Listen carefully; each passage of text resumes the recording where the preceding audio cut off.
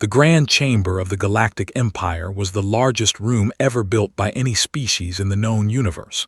It could hold 10,000 beings at once. Its ceiling stretched so high that clouds sometimes formed inside it. The walls were made of black stone taken from dead stars, and they seemed to absorb all light and hope. Today the chamber was full. Delegates from 100 conquered species sat in their assigned seats. They came in all shapes and sizes. Some had scales, some had feathers, some had no bodies at all and existed only as floating lights. But they all shared one thing in common: they were afraid. At the center of the room, on a throne made from the bones of defeated enemies, sat Supreme Commander.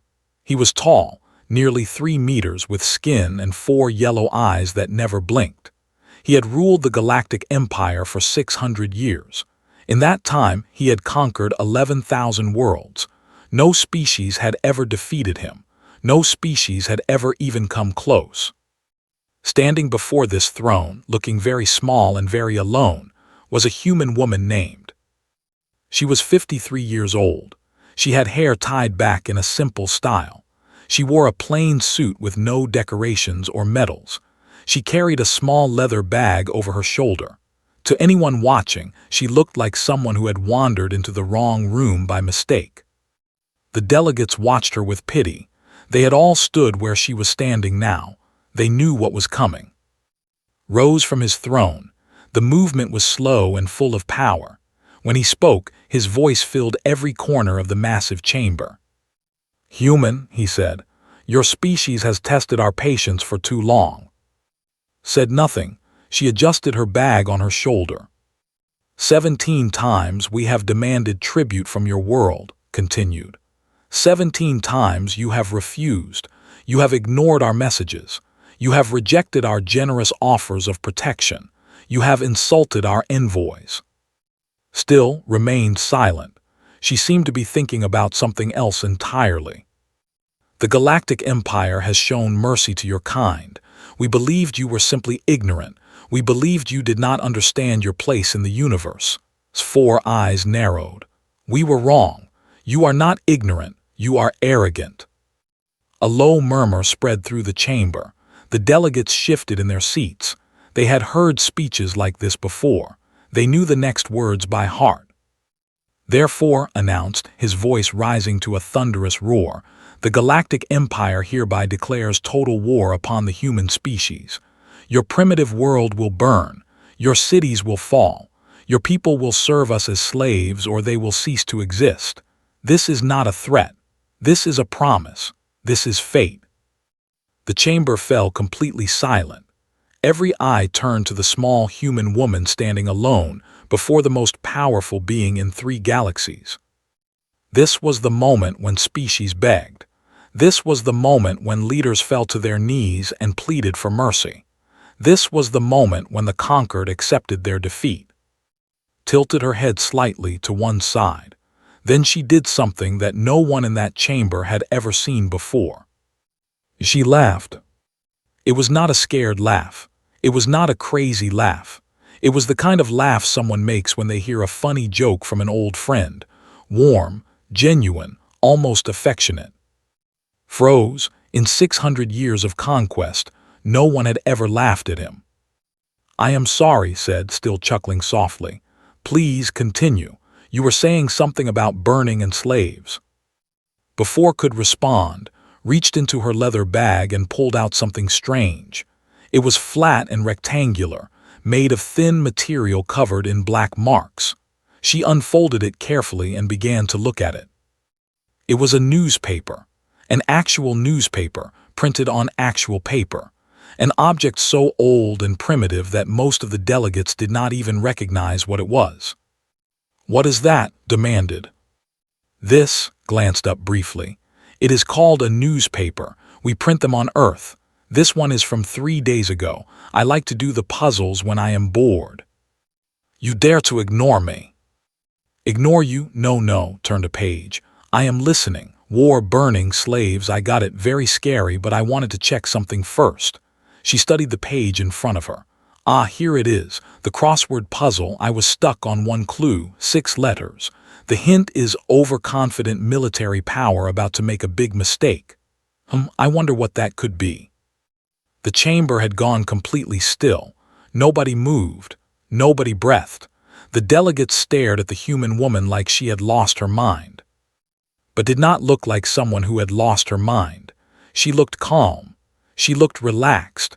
She looked like someone who knew something that nobody else in the room knew. Stepped down from his throne. He walked toward her slowly, his heavy footsteps echoing through the silent chamber. "You think this is amusing?" he asked quietly. His voice was dangerous now. "You think your species can mock the Empire and survive?" Finally put down her newspaper. She looked up at the massive alien standing over her, and she smiled. "Commander," she said, "I think there has been a small misunderstanding. You believe you are declaring war on a primitive species that does not know how to fight. You believe this will be easy." She folded her newspaper neatly and put it back in her bag. "You are wrong, and I am going to enjoy watching you discover exactly how wrong you are." The lights in the chamber flickered. Every screen on every wall suddenly turned on, showing images that made 4 eyes go wide with shock. Humanity was ready. Humanity had been ready for a very long time. And the war had already begun. The screens showed Earth, but it was not the Earth that the Empire knew. 47 years ago, Imperial scouts had visited the human solar system. They had seen a small blue planet with primitive technology. The humans had barely reached their own moon.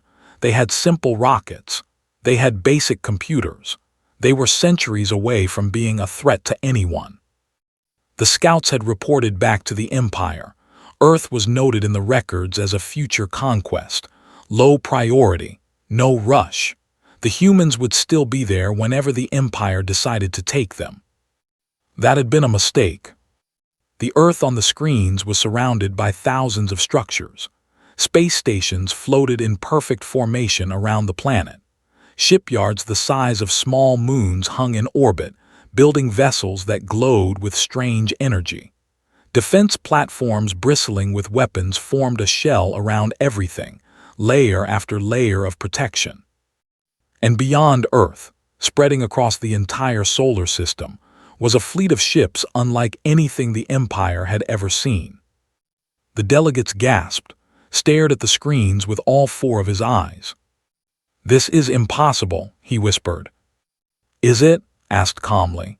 "You sent scouts to our system 47 years ago. Did you think we would not notice? Did you think we would just sit and wait for you to come back?"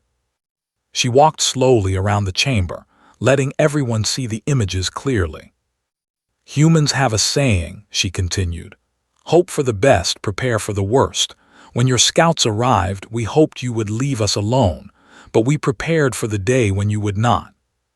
Found his voice again. "This changes nothing. The Empire has millions of ships, billions of soldiers. You cannot defeat us." "You are right," agreed. "We cannot defeat your entire empire. Not yet, but we do not need to defeat your entire empire. We only need to defeat you."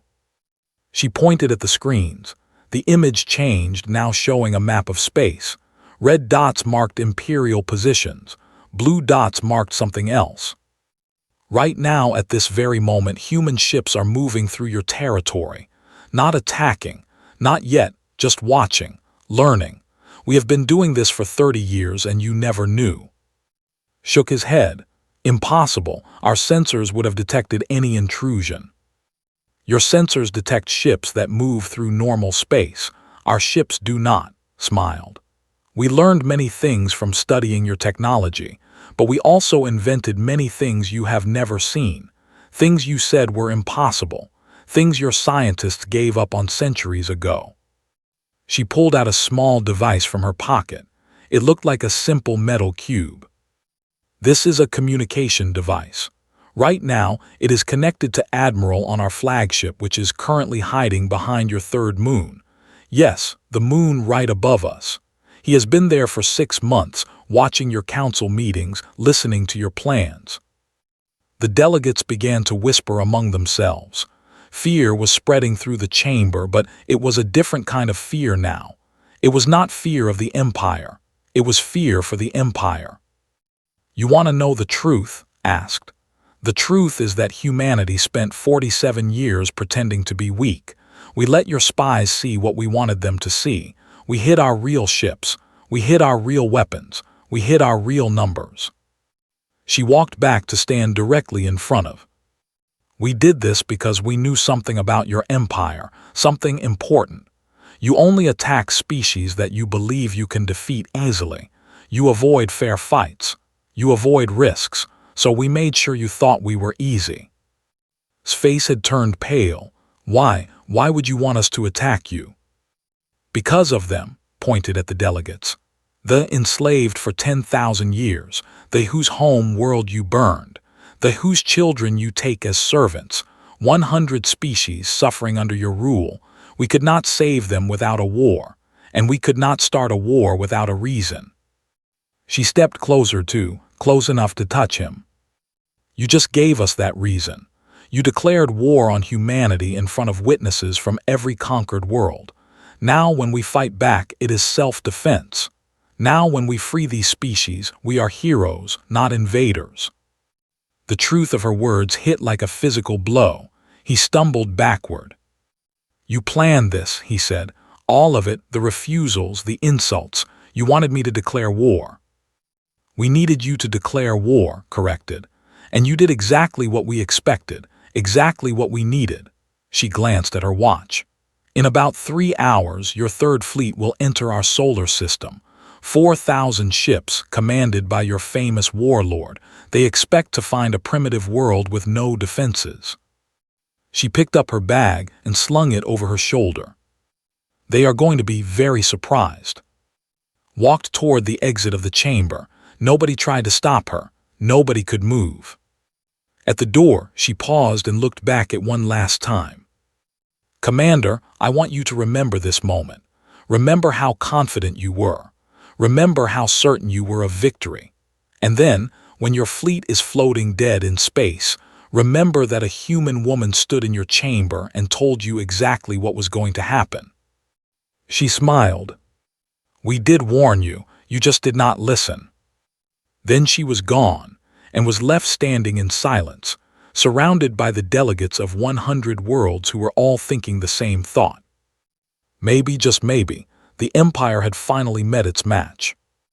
Admiral stood on the bridge of the Silent Thunder, watching the stars through a window that stretched from floor to ceiling. He was 61 years old, with short hair and a face marked by decades of hard work. His uniform was simple and dark blue, with no medals or ribbons. He did not believe in showing off. Behind him, the bridge hummed with quiet activity.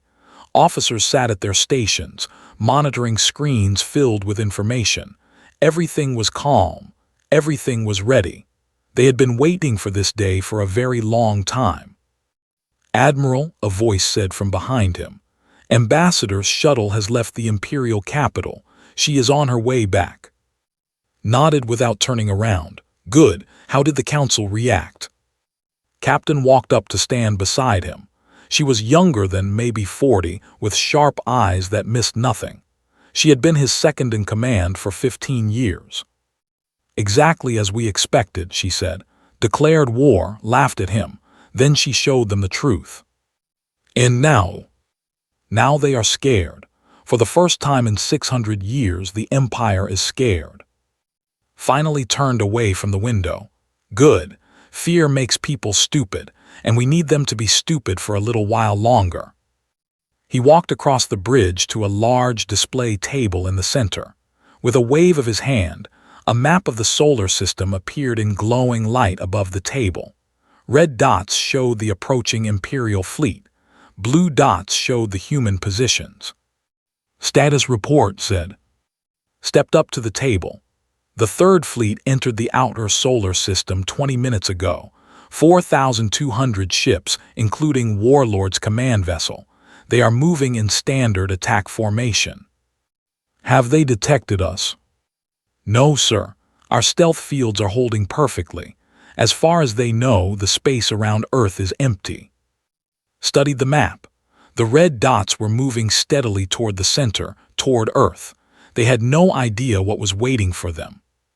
"Tell me about their formation," he said. "Standard Imperial pattern, heavy warships in the front, support vessels in the middle, command ships in the back protected," traced lines on the map. "They expect to overwhelm us with their first strike, hit Earth hard and fast before we can respond. They think we have no defenses. They think we have rockets and nuclear weapons, things they can easily stop," allowed herself a small smile. "They do not know about the displacement drives. They do not know about the pulse cannons. They do not know about anything." Walked slowly around the table, looking at the map from different angles. 47 years of preparation had led to this moment. 47 years of hiding, of pretending, of building in secret while the Empire watched and saw nothing. His father had started this work, had been 14 years old when the Imperial scouts first arrived. He remembered that day clearly. The whole world had watched the alien ships pass through the sky, and everyone had understood the same truth. Humanity was not alone, and humanity was in danger. Some people had panicked, some people had given up hope, but others had started planning. His father had been one of the planners, a scientist, one of the best on Earth. He had looked at the alien technology and seen possibilities that nobody else saw. He had gathered other scientists, other engineers, other dreamers. Together, they had begun the great work. They built in secret, underground facilities, hidden shipyards on the far side of the moon, research stations disguised as asteroids. They let the Empire's spies see only what they wanted them to see, while the real work happened in places no one was watching. His father had died 20 years ago, before the fleet was finished, but he had lived long enough to see the first human warship leave the hidden shipyard. He had stood beside his son and watched it fly, and he had smiled. "They will come for us someday," his father had said, "but when they do, we will be ready." Now that day had arrived. "Admiral," another officer called out, "the Third Fleet has increased speed. They will reach Earth in 2 hours and 40 minutes. Nodded. "Good. Send the signal to all ships. Battle stations. Prepare for displacement." Throughout the solar system, 700 human warships received the order. They powered up their strange engines, engines that bent space in ways the Empire said was impossible. They loaded their weapons with ammunition the Empire had never seen. They prepared to fight. "Looked at, sir, are you worried?" "Worried?" considered the question. "No, we have prepared for this for 47 years. We know their weapons, we know their tactics, we know their weaknesses, they know nothing about us." He looked at the red dots on the map, still moving forward, still confident. "They are walking into a trap that took almost 50 years to build. By the time they understand what is happening, it will be too late." Nodded. "What about casualties? We cannot avoid all losses." "No, we cannot." His face grew serious. "People will die today, good people, brave people, but they knew the risks when they joined the fleet. They chose to fight anyway because some things are worth dying for." He touched the map, zooming in on Earth. The small blue planet floated in the darkness, surrounded by its shell of defenses. 8 billion people lived down there, waiting, hopping, trusting that their fleet would protect them. "Humanity has been fighting wars since before we had history," said quietly. "We have fought each other for thousands of years. We learned things from all that fighting, terrible things, useful things. Now we will use those lessons against an enemy that has never faced anything like us." He straightened up and looked around the bridge at his officers. They were all watching him, waiting.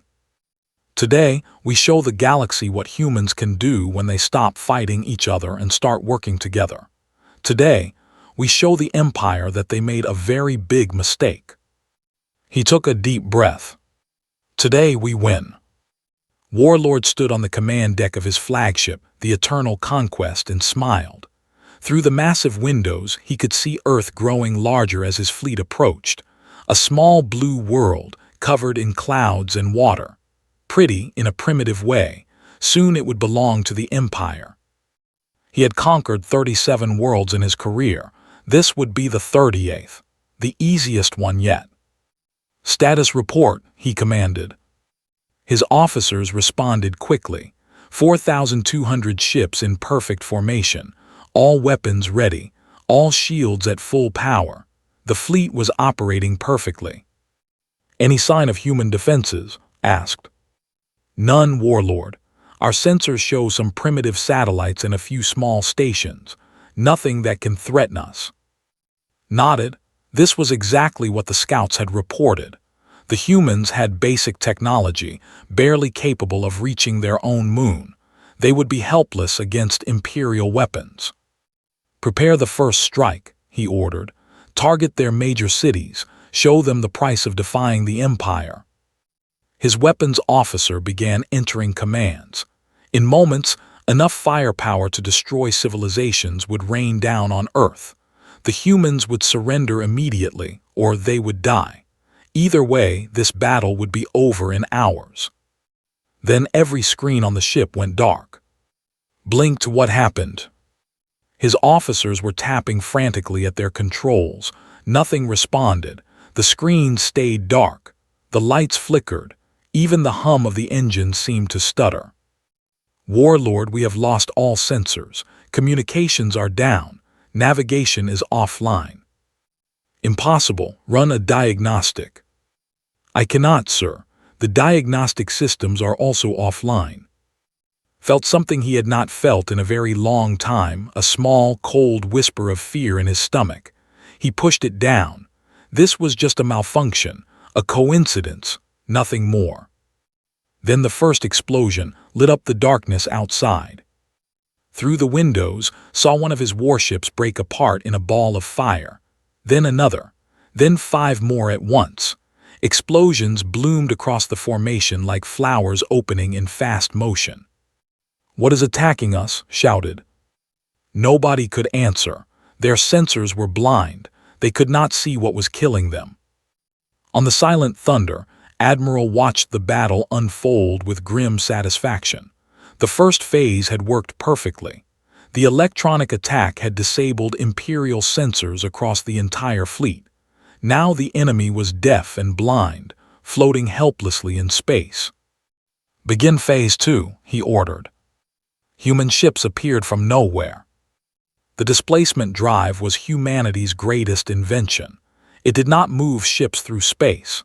It folded space around ships, letting them appear instantly wherever they wanted to be.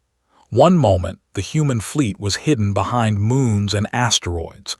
The next moment, they were inside the Imperial formation. The Empire had said this technology was impossible. Their scientists had proven it could not work. They had stopped trying centuries ago. Humanity had not stopped trying. Humanity never stopped trying. The human ships struck with terrible precision. They knew exactly where every Imperial ship was. They knew which ships were the most dangerous, which ones carried the most weapons, which ones held the commanders. They had studied the Empire for decades, learning everything, preparing for this moment. Pulse cannons fired, hitting Imperial shields with energy that passed through them like they were not there. The Empire's shields were designed to stop physical objects and energy beams. Human weapons did not work that way. They disrupted the atomic bonds holding matter together. Ships did not explode. They simply fell apart. Watched in horror as his fleet died around him. Ships that had conquered worlds were crumbling like paper. Vessels that had never lost a battle were being torn to pieces by enemies they could not even see. "Fire back," he screamed. "Fire everything." But his weapons could not find targets. His sensors were still dark. His ships fired blindly into space, hitting nothing, wasting their ammunition on empty vacuum. The human ships did not stay still. They appeared, fired, and vanished, only to appear somewhere else a moment later. They were like ghosts, impossible to track, impossible to predict. 6 hours later, it was over. Stood alone on his command deck. His flagship was dead, drifting powerless through space. Around him, the remains of his fleet floated in the darkness. 3,000 ships destroyed or disabled. 1,000 more had surrendered when they realized they could not win. Only a few hundred had managed to escape, fleeing back toward Imperial space with stories that no one would believe. A light appeared on his console, a communication signal. Somehow, someone had restored that one system. He answered it. A human face appeared on the screen, an older man with hair and tired eyes. Warlord Admiral said, "I am Admiral of the Earth Defense Fleet. Your fleet is defeated. Your ships are disabled. You have lost." Stared at the screen. His mind could not accept what had happened. "How?" he whispered. "You were supposed to be primitive. You were supposed to be weak." "We are weak," agreed. "Compared to the Empire, humanity is small and young and fragile, but we had 47 years to prepare for you, and we used every single day. You will not win this war. The Empire has millions of ships. They will send more fleets, bigger fleets. Maybe, but those fleets will have to come through this solar system, and we will be waiting for them just like we waited for you." Had no response. He had nothing left. "We are not going to kill you," continued. "We are going to send you back to the Empire. We want you to tell them what happened here. We want them to know that humanity is not afraid. We want them to understand that this war will not be easy." He leaned closer to the screen. "Tell Supreme Commander that this was just the beginning. Tell him that humanity is coming, not to conquer, not to enslave, but to free every species the Empire has ever crushed." The screen went dark. And Warlord, who had never lost a battle in 200 years, sat down on his empty bridge and tried to understand how everything had gone so wrong. 3 months had passed since the Battle of Saul, 3 months that had changed everything. The news of the Empire's defeat had spread across the galaxy like fire through dry grass. At first, no one believed it. The Empire did not lose battles. The Empire was invincible. The reports had to be lies, propaganda, desperate stories from a doomed species. Then Warlord returned home with the survivors of his fleet. He told the truth. He showed the recordings from ships that had escaped. He described weapons that could not be stopped and enemies that appeared from nowhere. And suddenly, the galaxy believed. Supreme Commander was gone now. His own generals had removed him, blaming him for the disaster. They were looking for someone else to blame, someone else to punish, because they could not admit that the Empire itself had made a mistake. But the damage was already done. On 1,000 worlds, conquered species looked at each other and asked the same question. If humanity could defeat the Empire, why couldn't they? Rebellions began, small ones at first quickly crushed, then bigger ones, then ones too big to crush. The Empire that had stood for 10,000 years was cracking and everyone could see it. In the Galactic Council chamber, where had once declared war on humanity, a different scene was taking place. The black stone walls were the same, but everything else had changed. The throne was empty, the guards were gone, and the seats that had once held frightened delegates now held something new. Hope. Ambassador stood at the center of the chamber, looking older and more tired than she had 3 months ago. The war was not over. There was still fighting, still dying, still long years of struggle ahead. But today was not about fighting. Today was about building. Beside her stood Earth's Secretary General. He was a quiet man in his 60s, with hair and gentle eyes. He had spent his entire life working for peace, and now he was about to offer it to the galaxy. "Thank you all for coming," said. His voice was soft but clear, reaching every corner of the massive chamber. "I know many of you took great risks to be here today. I know many of you are still afraid, but I believe that what we do here today will be worth those risks." He looked around at the assembled delegates, whose blue skin had not seen sunlight in generations because they worked in underground mines. the whose world had been burned so badly that their children were born with ash in their lungs, the whose population had been cut in half to provide servants for imperial households. 100 species, billions of lives, all of them looking at this strange human and wondering if he was telling the truth. 3 months ago, continued, the Galactic Empire declared war on humanity. They expected us to fall in days. They expected to add another conquered world to their collection. Instead, we showed them something they had forgotten. He paused, letting his words settle into the silence. We showed them that the strong do not always win. We showed them that courage matters more than size. We showed them that a species willing to fight for its freedom can defeat an enemy that fights only for power. He stepped forward, his voice growing stronger. But we did not fight just for ourselves. We fought for all of you, every species in this chamber, every world under imperial control. We knew that defeating one fleet would not be enough. We knew that real victory meant something bigger. He spread his hands wide. Today I am here to offer you that something bigger, not conquest, not domination, not a new empire with a different master. Instead, I offer you partnership, alliance, a chance to work together as equals, building something the galaxy has never seen before. The chamber was completely silent. The delegates stared at him with expressions ranging from disbelief to desperate hope. We call it the Free Worlds Coalition, said. Any species can join. Any world can be free. There will be no masters and no slaves, no conquered and no conquerors. Just people working together, protecting each other, building a future where everyone has a voice. He looked directly at the delegate, a young female with tired eyes. They will never mine Imperial ore again. Your people will choose their own work, their own lives, their own destiny.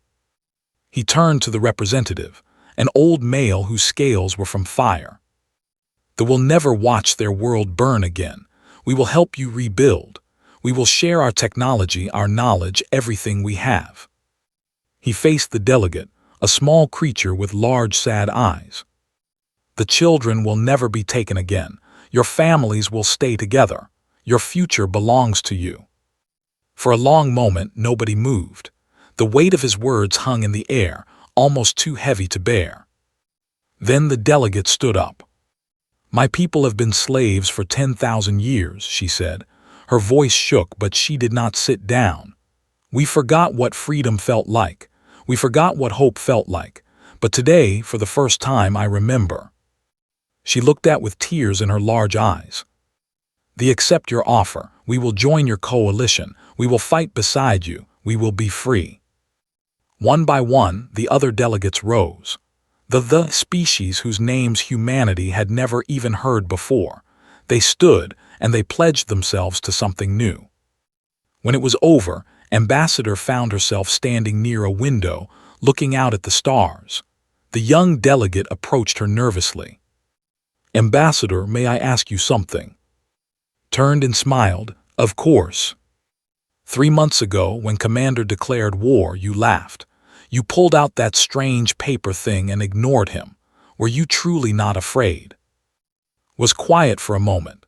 Then she reached into her bag and pulled out the same newspaper she had carried that day. It was wrinkled now, folded and refolded many times. I was terrified, she admitted. I had practiced that moment 100 times, but when I was actually standing there, I could barely breathe.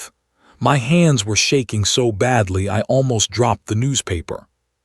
They looked confused. Then why did you do it? Because fear is not the enemy. Giving up is the enemy. Tucked the newspaper back into her bag. Humans learned long ago that the universe does not care about our feelings. It does not care if we are scared or brave, weak or strong. It only cares about what we do. So we taught ourselves to act despite our fear, to move forward even when every part of us wanted to run away. She put her hand on the young delegate's shoulder. You are afraid too, aren't you? Afraid that this coalition will fail. Afraid that the empire will come back. Afraid that hope is just another trap. They nodded silently. Good, said. Use that fear. Let it remind you what you are fighting for. Let it make you careful and smart and determined, but never let it stop you from acting. She looked out the window again, at the vast darkness filled with stars. The universe is big and old and often cruel, but it is also full of possibilities. Today, we started something new, something that might change everything, and that is worth being a little bit afraid. The delegate stood beside her, looking at the same stars. Do you think we can really win, she asked, against the whole empire? Smiled. I think we already have. The empire ruled through fear. They made everyone believe that resistance was impossible, but we proved it was not impossible. We proved that ordinary people can stand up to tyrants and win. She turned back to the chamber, where delegates from 100 worlds were talking to each other for the first time as equals. The rest is just details. And somewhere in her bag, the newspaper with the crossword puzzle waited, a reminder of the day when one human woman had laughed at an empire and changed the course of history.